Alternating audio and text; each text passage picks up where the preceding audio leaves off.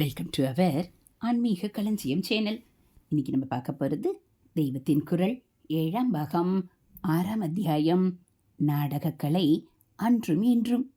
அதில் இன்றைய இழிநிலை. அப்படிப்பட்ட நாடகக்கலை இப்போது எப்படி இருக்கிறது? ரொம்ப ஜனங்களை இழுக்கிற சக்தி, மாஸ் மீடியாவாக இருக்கிற சக்தி. அதற்கு இருப்பது வாஸ்தவம்தான். ஜனங்களை இழுத்து இந்திரியங்களை கிளறி அனுப்பிவிட்டால் போதுமா? அது சரியா?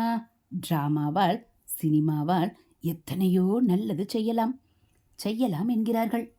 லாம் என்பது வாஸ்தவம்தான். வாஸ்தவத்தில் என்ன நடக்கிறது என்பதுதான் கேள்வி. அணுசக்தியால் நல்லது செய்யலாம் என்று சொல்லிக்கொண்டே பாம்களை குவித்து கொண்டு போகிற மாதிரிதான் நடந்து வருகிறது. பொறுப்புணர்ந்த நாடகாசிரியரும் நாடகம் நடத்துகிறவரும் என்ன செய்ய வேண்டும்?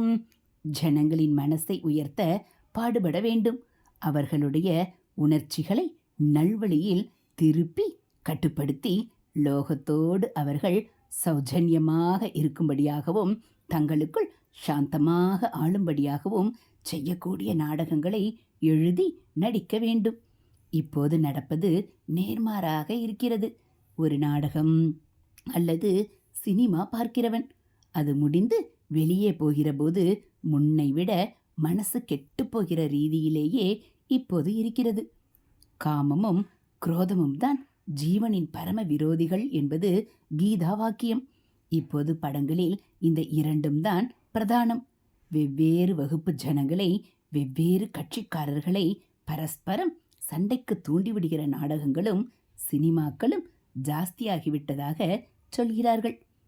விரசத்துக்கோ எல்லையே இல்லாமல் போய்விட்டதாக தெரிகிறது.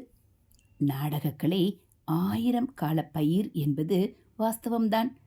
நானே இத்தனை நேரம் அதை சிலாகித்துதான் பேசினேன். ஆனால் முன்னெல்லாம் அதற்கு வரம்புகள் இருந்தன. அந்த வரம்புகள் போன பின் அந்த கலையே வீணாகிவிட்டது. இன்னின்ன காட்சிகளைத்தான் மேடையில் காட்டலாம் என்ற விதிகள் முன்பு இருந்தன. சில விதமான சம்பவங்களை மற்ற பாத்திரங்கள் பேசுகிற மாதிரி கொண்டு போய் விடுவார்கள். ஸ்தூலமாக கண்முன் காட்டி மனசை விகாரப்படுத்த மாட்டார்கள். நாடகம் நடிப்பதற்கென்றே பரத புத்திரர்கள் என்று தனியாக ஒரு ஜாதியார் இருந்தார்கள். மற்றவர்களை அதில் நுழைய விட மாட்டார்கள். யார் வேண்டுமானாலும் சினிமாவில் சேரலாம். அப்பாவை விட்டுவிட்டு பிள்ளை ஓடிப்போய் சினிமாவில் பிழைத்து கொள்ளலாம். ஸ்திரீகள் வீட்டை விட்டு ஓடிப்போய் ஸ்டார் ஆகிவிடலாம் என்பதற்கெல்லாம் அப்போது இடமே இல்லை.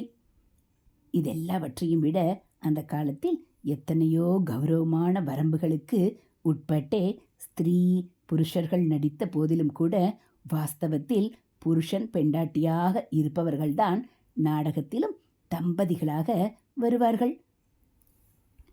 நடி, சூத்திரதார, ட்ரெடிஷன் என்று இதை சொல்வார்கள். இப்போது இந்த நல்ல ஒழுக்க விதிகள் எல்லாம் போய்விட்டன. ரொம்ப குழந்தைகள் திருட்டு புரட்டில் விழுவதற்கு சினிமா காட்சிகள் தான் காரணம் என்கிறார்கள். பெண் குழந்தைகள் மானம் மரியாதை இல்லாமல் ஆகியிருப்பதற்கும் இதுதான் காரணம். நம்முடைய தர்மத்துக்கே பெரிய நஷ்டம் இதனால் வந்திருக்கிறது. முன்னெப்போதையும் விட இப்போது சமூகத்துக்கு நாடகக் கலையால் ஏற்பட்டிருக்கிற ஆபத்து பயங்கரமானது. ஏனென்றால் முன்னே நாடகம் என்றால் ஒரு ஊரில்தான் நடக்கும். இப்போது சினிமா என்று வந்து எத்தனை காப்பி வேண்டுமானாலும் பிரிண்ட் பண்ணி உலகம் முழுக்க ஒரே சமயத்தில் காட்ட முடியும் என்றாகிவிட்டது. நாடகம் நல்ல கலைதான், வாஸ்தவம்.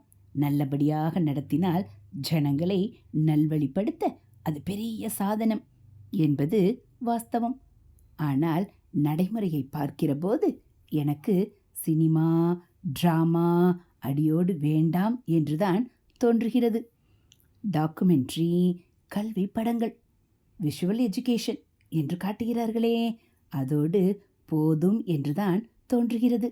சயின்ஸ்களுக்கு மட்டும் சினிமா போதும். சமூக சீர்திருத்தம், சமய வளர்ச்சி இதற்கெல்லாம் சினிமா வேண்டாம். அவை மற்ற வழியில் நடக்கிறபடி நடக்கட்டும், நடக்காவிட்டால் போகட்டும் என்றுதான் சொல்ல தோன்றுகிறது. என்னை எல்லோரும் ஸ்தோத்திரம் செய்யலாம். அதற்காக நானும் எல்லோருக்கும் நல்லவனாக பேரெடுக்க வேண்டுமென்று என் மனசுக்கு தப்பு என்று தோன்றுவதை சொல்லாமல் இருந்தால் அதைவிட பெரிய தப்பு இல்லை. சினிமாக்காரர்களை ஒரு நல்ல கட்டுப்பாட்டுக்கு கொண்டு வருவதற்கு இப்போதுள்ள சட்டம் போதவில்லை என்றால் சினிமாவே வேண்டாம் என்பதுதான் என் அபிப்பிராயம். புராண படம் எடுத்தால் சுவாமிகள் ரொம்ப ஆசீர்வாதம் பண்ணி விடுவார் என்று சில பேர் நினைக்கலாம். ஆனால் சமூக படம் கூட வேண்டியதில்லை என்று நான் நினைக்கும்போது நம்முடைய ஸ்டார்கள் தெய்வங்களாக வேஷம் போட்டுக்கொள்வதை ஆமோதிப்பேனா என்ற கேள்விக்கே இடமில்லை. வேதாத்தியனத்திலிருந்து ஆரம்பித்து நம்முடைய மகத்தான சம்பிரதாயத்தைச் சேர்ந்த பல சம்பத்துக்கள் போய்விட்டன. இப்போது சினிமா டிராமா போகிற போக்கையும் சமூகத்துக்கு இதனால் ஏற்பட்டிருக்கிற உத்பாதத்தையும் பார்க்கும்போது தொன்று தொட்டு வந்த நம்முடைய நாடகக்கலையும் அப்படி போகட்டும் என்றுதான் தோன்றுகிறது. ஜனங்களை ரொம்பவும் தப்பிலும் விகாரத்திலும் தூண்டி கொடுக்கும் விதத்தில் இப்போது பிரளய பிரவாகமாக வந்திருக்கிற சினிமா கூத்து இதே கதியில்தான் போகும். அதை மாற்ற முடியாது என்றால் ஒரு உத்தமமான கலையாக ஆதி காலத்திலிருந்து வந்திருக்கிற நாடகக்கலை போய்விடட்டும் என்று தோன்றுகிறது. நான் சொல்வதற்காக எல்லாம் மாறிவிடும் என்று நினைக்கவில்லை. மாறுமோ மாறாதோ, சொல்ல வேண்டியது என் கடமை என்பதால் சொன்னேன். ஹரஹர சங்கர ஜெய ஜெய சங்கர, ஹரஹர சங்கர ஜெய ஜெய சங்கர, மகா பெரியவாச்சரணம். இதுபோல் தெய்வத்தின் குரல் பகுதிகளை நீங்கள் தினந்தோறும் கேட்கணும் அப்படின்னா மறக்காமல் நம்ம சேனலை சப்ஸ்கிரைப் பண்ணுங்கள். கூடவே பெல்லைக்கானை கிளிக் பண்ணி ஆளுங்கிற பட்டனையும் அழுத்திடுங்க. நம்ம சேனலில் வரக்கூடிய தெய்வத்தின் குரல் பகுதிகள், மகாபிரிவா மகிமை, மகாபிரிவா அருள்வாக்கு, ஆன்மீக தகவல்கள் எல்லாம் உங்களுக்கு பிடிச்சிருந்தா ஒரு லைக்கும் கமெண்ட்டும் கொடுத்து உங்களுக்கு தெரிஞ்சவங்களுக்கும் ஷேர் பண்ணுங்கள். ஹரஹர சங்கர ஜெய ஜெய சங்கர, ஹரஹர சங்கர ஜெய ஜெய சங்கர, மகாபிரியவாச்சரணம்.